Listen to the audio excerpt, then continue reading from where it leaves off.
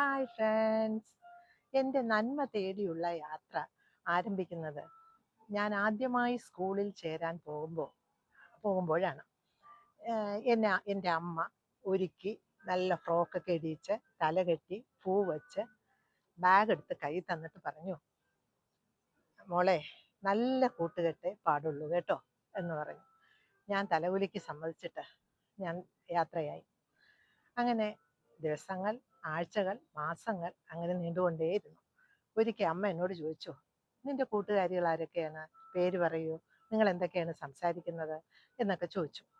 ഞാൻ പറഞ്ഞു, എനിക്ക് എല്ലാവരും കൂട്ടുകാരാണ്.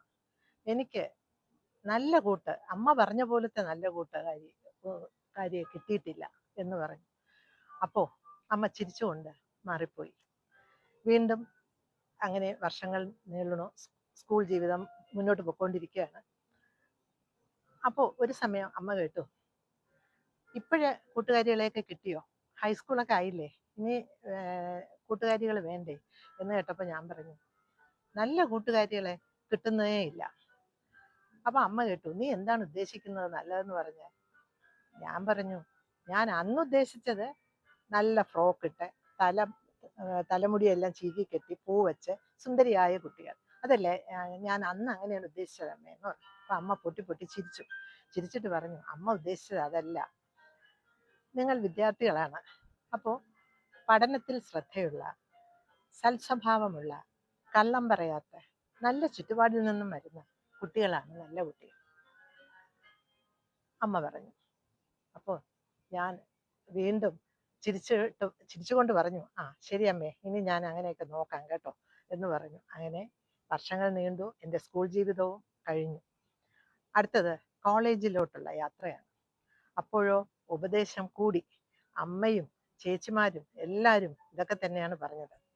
കൂട്ടത്തിൽ അമ്മ പറഞ്ഞു, കോളേജിൽ പോകണമെന്ന് പറഞ്ഞാൽ കുട്ടികൾ കൂട്ടം കൂടി സിനിമയ്ക്ക് പോകും, ഷോപ്പിൽ കയറും, അവർക്ക് ആവശ്യമുള്ള മാല, വള, ക്യൂട്ട്, എക്സ്പോർട്ട് ഇതൊക്കെ സ്വന്തമായിട്ട് വാങ്ങാൻ തുടങ്ങും.